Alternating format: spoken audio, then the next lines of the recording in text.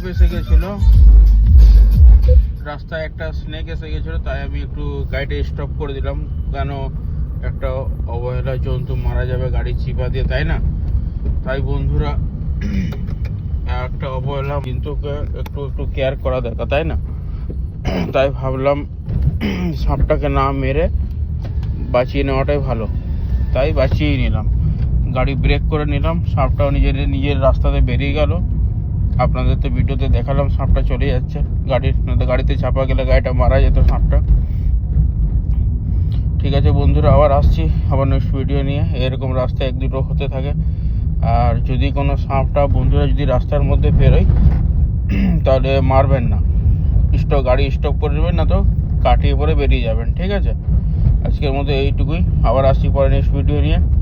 আর যদি চ্যানেলটা লাইক হয়ে থাকে তাহলে লাইক শেয়ার সাবস্ক্রাইব করে দেবেন। অসহ্য ঠান্ডা লেগেছে, তাই ঠিক মতো ভালো করে কথা বলতে পারছি না।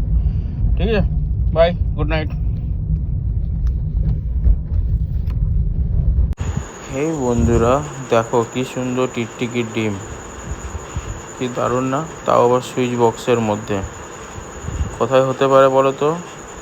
ঠিক আমাদের মায়ের মন্দিরের সামনে সুইচ বোর্ডের মধ্যে টিকটিকির ডিম।